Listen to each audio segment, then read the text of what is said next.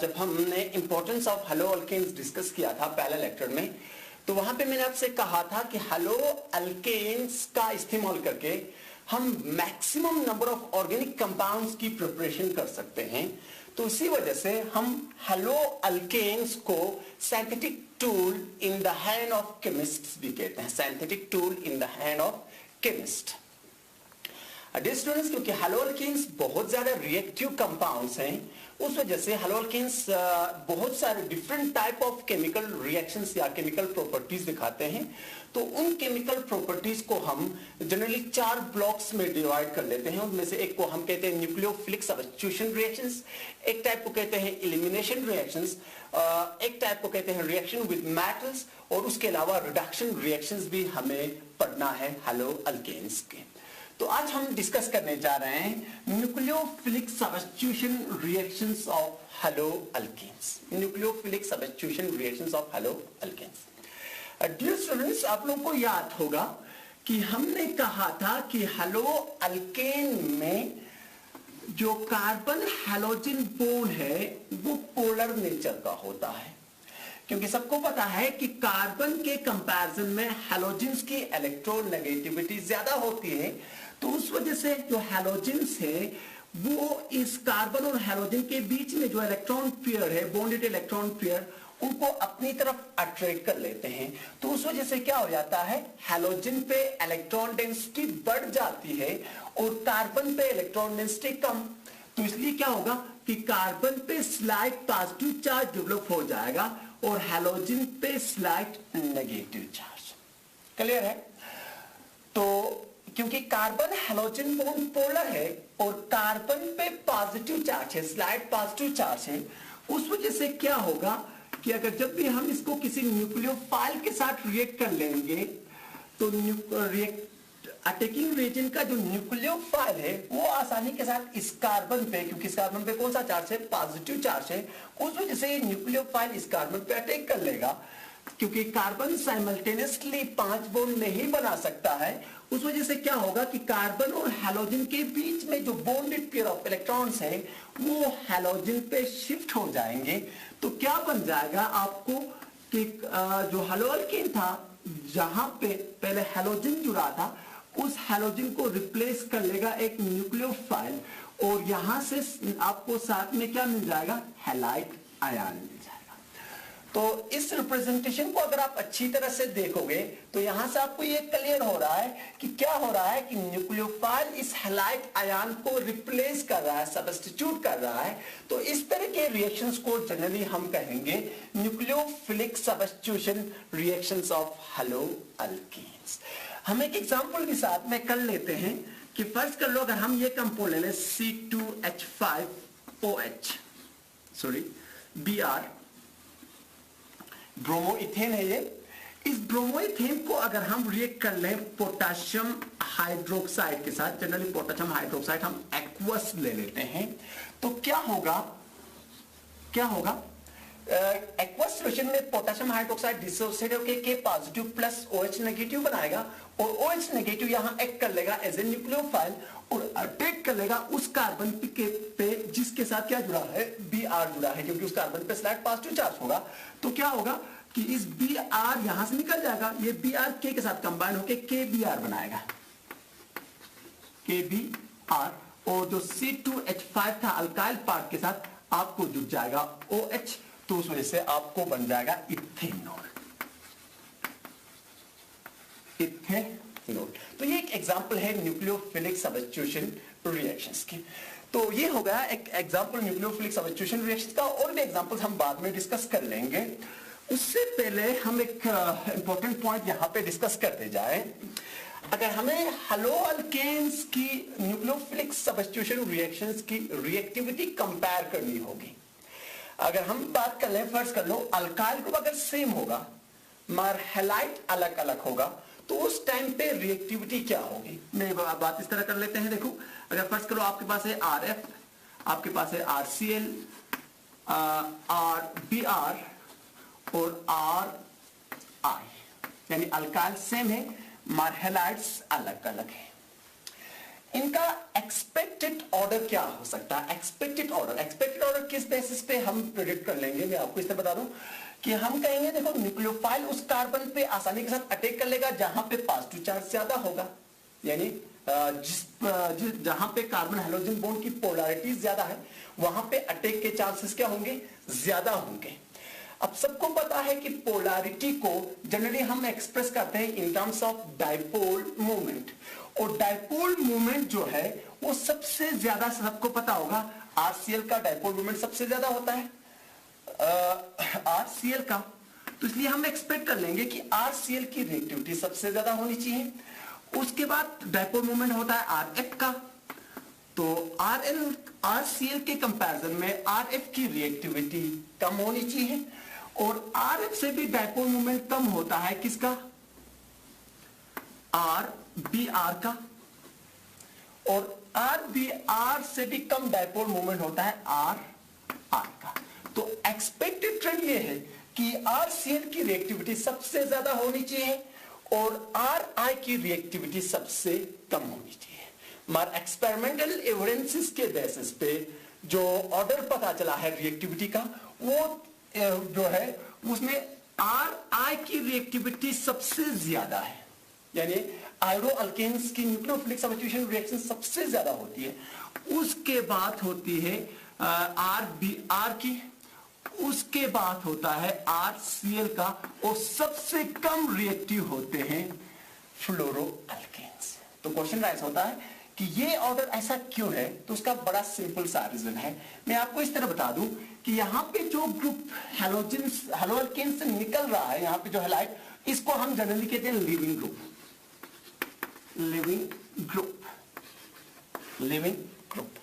तो leaving group जितना अच्छा होगा रिएक्टिविटी उतनी ज्यादा होनी चाहिए। अब लिविंग ग्रुप अच्छा का क्या मतलब हुआ? यानी वो ग्रुप जो आसानी के साथ उस कंपाउंड को लीव करता होगा, छोड़ के जाता होगा, तो हम कहेंगे कि ये अच्छा लिविंग ग्रुप है।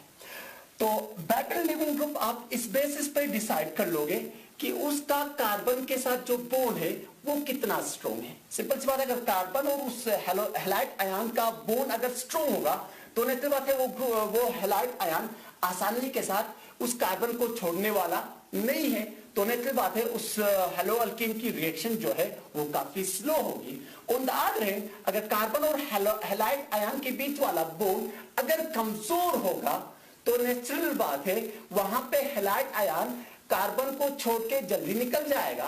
तो इसलिए हम कहेंगे क्योंकि जो आयोडीन है उसका साइज बड़ा है इन कंपैरिजन टू बाकी हैलाइड्स के कंपैरिजन में, इस वजह से कार्बन और आयोडीन का जो बॉन्ड होगा वो कमजोर होगा, क्योंकि इसकी बॉन्ड लेंथ ज्यादा होगी तो बॉन्ड डिसोसिएशन एंथैल्पी इसकी सबसे कम होगी।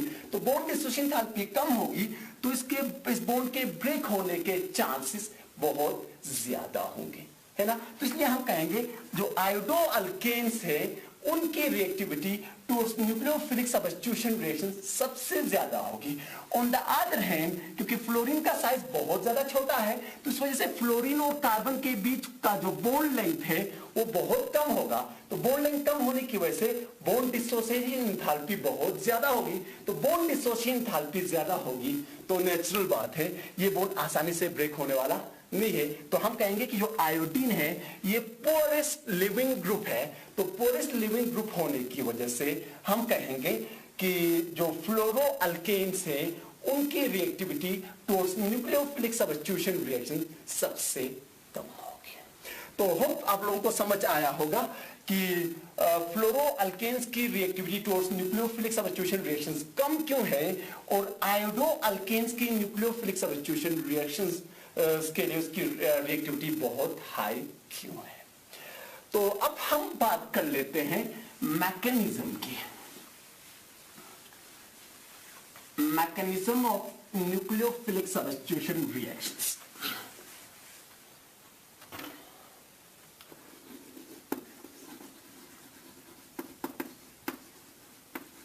Mechanism of nucleophilic substitution reactions. Dear students, किसी भी रिएक्शन का जो मैकेनिज्म है उसका आइडिया आपको एक तो काइनेटिक्स से आता है और दूसरा स्टीरियोकेमिस्ट्री से। तो हम यहां पे थोड़ा काइनेटिक्स का इस्तेमाल करते हैं रिएक्शन के मैकेनिज्म को प्रिडिक्ट करने के लिए। मैं आपको इस तरह बता दूं, देखो अगर हम एक हेलो अल्कीन ले लें, फर्स्ट कर लो हमने ले लिया CH3Br ब्रोमोमीथेन, इसके अगर हम न्यूक्लियोफिलिक सब्स्टिट्यूशन रिएक्शन कर लें, फर्स्ट कर लो हम इसको रिएक्ट कर लें KOH के साथ, पोटेशियम हाइड्रोक्साइड, हमारा कौन सा एक्वस पोटेशियम हाइड्रोक्साइड के साथ रिएक्ट कर लेंगे तो न्यूक्लियोफिलिक सब्स्टिट्यूशन रिएक्शन होगी। क्या होगा, ये Br के साथ कंबाइन होकर KBr बनाएगा और ये OH इस Br की जगह ले लेगा और आपको बन जाएगा CH3OH ब्रोमोइथेन। क्लियर है। इसी तरह अगर हम और एक कंपाउंड ले लें, फर्स्ट करो हम ले लें ये CH3 टाइम्स CBr, ये एक टर्शरी हेलो अल्केन है, सॉरी टर्शरी हैलाइड है। इस टर्शरी हैलाइड को भी अगर हम रिएक्ट कर लें किसके साथ, KOH एक्वस के साथ, तो उस टाइम पे भी वही रिएक्शन हो जाती है, हमें यहां पे भी सब्स्टिट्यूशन हो जाती है, यानी Br निकल जाता है और Br की जगह पे क्या आ जाता है OH, और उसके अलावा यहां पे भी हमें बन जाता है KBr। तो दोनों केस में क्या हो रहा है, हैलोजन निकल रहा है और उसकी जगह पे दोनों केसों में क्या आ रहा है OH। तो ये भी न्यूक्लियोफिलिक सब्स्टिट्यूशन रिएक्शन हो गई, ये भी न्यूक्लियोफिलिक सब्स्टिट्यूशन रिएक्शन आ गई। अब हम इन रिएक्शंस की जब काइनेटिक्स स्टडी करते हैं, रेट ऑफ रिएक्शन काइनेटिक्स की जब स्टडी करते हैं, रेट ऑर्डर ऑफ रिएक्शन पता कर लेते हैं, फर्स्ट कर लो।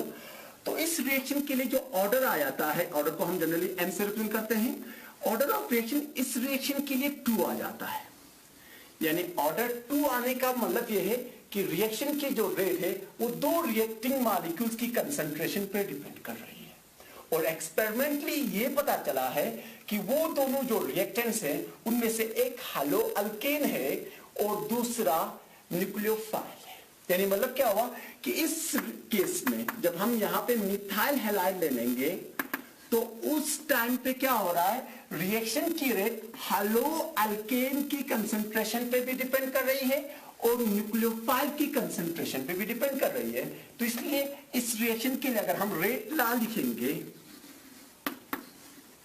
तो हम लिखेंगे R is equal to K into, K यानी रेट कांस्टेंट पड़ा होगा, into concentration of haloalkane into molar concentration of nucleophile, molar concentration of nucleophile. Clear है। ऑन द अदर हैंड इस रिएक्शन के लिए जब आपने टर्शरी हैलाइड को रिएक्ट किया होगा एक्वस पोटेशियम हाइड्रोक्साइड के साथ और आपको निकल वहां पे भी टर्शरी अल्कोहल बन रहा है, इस रिएक्शन के लिए जब हम ऑर्डर ऑफ रिएक्शन पता कर लेते हैं तो उस टाइम पे ऑर्डर ऑफ रिएक्शन जो हमें आता है वो 1 आ जाता है। यानी ऑर्डर ऑफ रिएक्शन 1 आने का मतलब क्या हुआ कि इस रिएक्शन की रेट एक ही रिएक्टेंट की कंसंट्रेशन पे डिपेंड कर रही है, और एक्सपेरिमेंटली ये पता चला है कि वो हेलो अल्कीन, यानी इस रिएक्शन की जो रेट है वो हेलो अल्कीन की कंसंट्रेशन पर तो डिपेंड कर रही है मगर न्यूक्लियोफाइल की कंसंट्रेशन पे बिल्कुल भी डिपेंड नहीं कर रही है। तो इसलिए हम इस रिएक्शन के लिए अगर रेट ला लिखेंगे तो क्या लिखेंगे, R इज इक्वल टू, यानी R यहां पे क्या है, rate of reaction, R is equal to K into concentration of molar concentration of haloalkene, haloalkene. तो डियर स्टूडेंट्स यहां पे कंसंट्रेट कर लेना, यहां पे देख लो, यहां पे रेट ला आ रहा है ये वाला R is equal to K into molar concentration of RX into molar concentration of nucleophile, और इस रिएक्शन के लिए जो रेट ला आ रहा है वो आ रहा है R is equal to K into molar concentration of haloalkene. तो दोनों केस में जो दो यहाँ पे जो 2 एग्जांपल्स दिए हमने न्यूक्लियोफिलिक सब्स्टिट्यूशन रिएक्शंस की, एक ही केस पे हमने दिया है मिथाइल हैलाइड और दूसरे पे दिया है टर्शरी हैलाइड। इन दोनों के लिए जो रेट ला है वो अलग अलग आ रहा है, डिफरेंट रेट लास आ रहे हैं। तो डिफरेंट रेट लास आने का मतलब ये है कि इनमें जो रेट डिटरमाइनिंग स्टेप है उसमें डिफरेंट रिएक्टेंट्स इन्वॉल्व हैं। यहां पे रेट डिटरमाइनिंग स्टेप में क्या है, haloalkane as well as nucleophile दोनों इन्वॉल्व हैं। ऑन द अदर हैंड इस रिएक्शन की बात कर ले अगर हम, तो यहां पे रेट डिटरमाइनिंग स्टेप में हेलो अल्केन ही इन्वॉल्व है। तो उसका मतलब क्या हुआ कि इस रिएक्शन का मैकेनिज्म अलग है और इस रिएक्शन का मैकेनिज्म भी अलग है। तो इसलिए हम कहते हैं कि जो न्यूक्लियोफिलिक सब्स्टिट्यूशन रिएक्शन से हेलो अल्केन से वो जनरली दो डिफरेंट मैकेनिज्म्स फॉलो करते हैं। तो कौन कैसे मैकेनिज्म फॉलो करते हैं हम अभी डिस्कस कर लेंगे साथ में। तो देखो डियर स्टूडेंट्स, यहाँ पे क्या हो रहा है, क्योंकि रेट जो लॉ है वो ये कह रहा है, रेट लॉ से हमें ये पता चल रहा है कि स्लोवेस्ट स्टेप पे जो रेट डिटरमाइनिंग स्टेप है उसमें haloalkane as well as nucleophile दोनों इन्वॉल्व हैं। तो इसलिए माना जाता है कि ये रिएक्शन शायद इस तरह होती होगी, यानी कार्बन के साथ हैलोजन जुड़ा है और उसके अलावा और 3 ग्रुप्स उसके साथ जुड़े होंगे। तो ये माना जाता है कि शायद क्या होता होगा कि जो न्यूक्लियोफाइल है वो स्लाइडली पॉजिटिवली चार्ज कार्बन जो है हेलो अल्केन का जिसके साथ हैलाइड जुड़ा होगा उसके रियरर साइड से समझते हो अपोजिट साइड से, जहां पे हैलोजन जुड़ा उसका जस्ट 180 डिग्री में, है ना, रियरर साइड से न्यूक्लियोफाइल क्या करता होगा, अटैक करता होगा। क्या करता होगा, अटैक।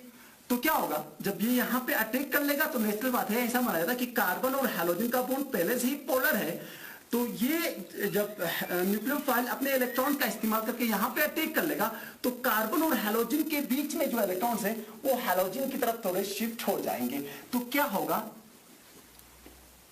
कार्बन के साथ यहां से न्यूक्लियोफाइल जुड़ रहा है मगर पार्शियल बॉन्ड के साथ, और यहां से जो कार्बन और हैलोजन का जो बॉन्ड है वो पार्शियली ब्रेक हो जाएगा। तो क्या होगा, इस हैलोजन पे स्लाइड नेगेटिव चार्ज रहेगा, न्यूक्लियोफाइल पे भी स्लाइड नेगेटिव चार्ज रहेगा, नेगेटिव चार्ज, और कार्बन का जो स्लाइड पॉजिटिव चार्ज है उसको न्यूक्लियोफाइल के स्लाइड नेगेटिव चार्ज ने न्यूट्रलाइज किया, तो इसलिए कार्बन पे कोई चार्ज अब रहने वाला नहीं है, मगर कार्बन के साथ और 3 ग्रुप्स जुड़े हुए होंगे। तो नेचुरल बात है यहां पे इसकी जो ज्योमेट्री है वो चेंज हो गई, यहां पे टेट्राहेड्रल ज्योमेट्री है, यहां पे ट्राइगोनल बाइपैरामीटर ज्योमेट्री बन गई, और ये जो कॉम्प्लेक्स यहां पे बन गया इसको हम जनरली ट्रांजिशन स्टेट कहते हैं। ट्रांजिशन स्टेट इसलिए क्योंकि यहां पे साइमल्टेनियसली ब्रेकिंग और मेकिंग ऑफ बॉन्ड हो रहा है, बॉन्ड ब्रेक भी हो रहा है, बन भी रहा है, ब्रेक भी हो रहा है। तो अब ये जो ट्रांजिशन स्टेट है ये हाईली एनर्जेटिक स्टेट होती है, तो नेचुरल बात इसकी स्टेबिलिटी होने वाली नहीं है, ये स्टेबल नहीं होगा। तो स्टेबल नहीं होगा तो क्या होगा, धीरे धीरे क्या हो जाएगा कि कार्बन और हैलोजन के बीच वाला बॉन्ड पूरा ब्रेक होगा और न्यूक्लियोफाइल और कार्बन के बीच में बॉन्ड पूरा बन जाएगा। तो क्या होगा कि कार्बन के साथ यहां से न्यूक्लियोफाइल जुड़ जाएगा, किस साइड से, रियरर साइड से, जहां पे हैलोजन जुड़ा था उसके अपोजिट साइड में न्यूक्लियोफाइल जुड़ जाएगा, और ये जो बॉन्ड्स है वो थोड़े उधर चले जाएंगे। तो ये आपका प्रोडक्ट बन गया, और उसके अलावा आपको साथ में क्या मिल जाएगा, हैलाइड आयन। अब इस मैकेनिज्म को अगर आप देखोगे तो यहां पे एक सिंगल स्टेप मैकेनिज्म है जिसमें एक ट्रांजिशन स्टेट बन रही है। अब ट्रांजिशन स्टेट का प्रोडक्ट में कन्वर्ट होने का रेट तो बहुत हाई होगा, क्योंकि transition state highly energetic state है, तो निश्चित बात इसकी स्टेबिलिटी कम होगी, तो प्रोडक्ट ज्यादा स्टेबल है, तो इसलिए ट्रांजिशन स्टेट प्रोडक्ट में कन्वर्ट होने में ज्यादा टाइम लेने वाला नहीं है। तो जो स्लोएस्ट प्रोसेस होगा वो क्या होगा, फॉर्मेशन ऑफ ट्रांजिशन स्टेट। अब फॉर्मेशन ऑफ ट्रांजिशन स्टेट में nucleophile as well as haloalkane दोनों इन्वॉल्व हैं, तो इसलिए हम इस रिएक्शन के लिए हम कहेंगे कि इस रिएक्शन की जो रेट है वो nucleophile as well as haloalkane दोनों की कंसेंट्रेशन पे डिपेंड कर लेगा। तो इसलिए इस मैकेनिज्म को हम जनरली बाइमॉलिक्यूलर या सिंपली SN2 मैकेनिज्म कहते हैं। तो यहां से आपको होप क्लियर आइडिया आया होगा कि इस रिएक्शन के लिए ऑर्डर ऑफ रिएक्शन 2 क्यों आ रहा था। तो यहां से क्लियर हो रहा है कि इस रिएक्शन की rate nucleophile as well as haloalkane दोनों की कंसेंट्रेशन पे डिपेंड कर रहा है, इसलिए इसका रेट ला जो आया था वो हमें आया था R = K into molar concentration of Rx into molar concentration of the nucleophile। तो अब हम बात कर लेते हैं इस रिएक्शन की। तो मैंने कहा था कि अगर आप टर्शियरी हेलो अल्केन ले लोगे, उसको रिएक्ट कर लोगे पोटेशियम हाइड्रोक्साइड के साथ, तो मैंने कहा था टर्शियरी अल्कोहल बन जाएगा। मगर इस रिएक्शन के लिए हमने कहा था कि इसकी जो ऑर्डर ऑफ रिएक्शन है काइनेटिक्स क्या आ जाएगी, 1 आ जाएगी। तो काइनेटिक्स 1 आने का मतलब यह है कि इस रिएक्शन की रेट एक ही रिएक्शन की कंसेंट्रेशन पे डिपेंड करेगी, और वो एक रिएक्शन क्या था, वो था हेलो अल्केन, हेलो अल्केन। तो उसका मतलब ये हुआ कि यहां पे इस रिएक्शन का जो रेट डिटरमाइनिंग स्टेप है, जो स्लोवेस्ट स्टेप है, उसमें हैलो अल्केन ही इन्वॉल्व है, न्यूक्लियोफाइल की कोई पार्टिसिपेशन वहां पे नहीं है। तो इसलिए माना जाता है कि ये जो रिएक्शन है ये शायद 2 स्टेप्स में होती होगी। तो पहले स्टेप में क्या होता है, पहले स्टेप में क्या होता है, ऐसा माना जाता है कि ऐसा होता होगा कि जो हैलो अल्केन है जिसमें कार्बन के साथ 3 कार्बन या हाइड्रोजन जुड़े होंगे और एक हैलोजन जुड़ा होगा, तो ऐसा माना जाता है कि कार्बन और हैलोजन के बीच में जो पोलर बॉन्ड है वो खुद से ब्रेक हो जाता होगा, यानी bond pair of electron halogen पे शिफ्ट हो जाते होंगे, उसकी वजह से आपको कार्बोकेटाइन बनता होगा प्लस हैलाइड आयन बनता होगा। प्लस क्या बनता होगा, हैलाइड। पहले स्टेप में कार्बन और हैलोजन के बीच में जो बॉन्ड है उसकी क्लीवेज की वजह से आपको कार्बोकेटाइन बनता होगा। नेक्स्ट स्टेप में, स्टेप सेकंड में ऐसा माना जाता है जो कार्बोकेटाइन बन गया पहले स्टेप में वो न्यूक्लियोफाइल के साथ कंबाइन होता होगा, न्यूक्लियोफाइल के साथ कंबाइन होता होगा और आपको क्या बनाता होगा, प्रोडक्ट। क्या बनाता होगा, प्रोडक्ट। तो यहां पे 2 स्टेप्स हैं, तो दोनों स्टेप्स में से ये जो स्टेप है उसमें क्या है, देखो कार्बोकेटाइन हाईली एनर्जेटिक यानी लेस स्टेबल, न्यूक्लियोफाइल भी लेस स्टेबल, तो इन दोनों के कंबाइन होने के चांसेस बहुत ज्यादा होंगे। तो इसलिए ये प्रोसेस तो नेचुरल बात है, ये जो स्टेप होगी वो फास्ट होगी, फास्ट होगी। तो स्लो कौन होगी, क्योंकि स्टेप में बॉन्ड ब्रेक हो रहा है, तो इसलिए ये जो स्टेप होगी ये स्लो होगी। तो सबको पता है कि slowest step is the rate determining step. तो ये जो स्टेप होगी वो रेट डिटरमाइनिंग स्टेप होगी। तो नेचुरल बात है इस रिएक्शन में क्योंकि सिर्फ हैलो अल्केन इन्वॉल्व है, तो नेचुरल बात है रिएक्शन की रेट सिर्फ यहां पे किस पे डिपेंड कर लेगी, हैलो अल्केन की कंसेंट्रेशन पे। तो इसलिए इस रिएक्शन के लिए हमने कहा ऑर्डर ऑफ रिएक्शन क्या आ जाएगी, 1। तो ऑर्डर ऑफ रिएक्शन 1 आ जाएगी। तो इस मैकेनिज्म को हम जनरली कहेंगे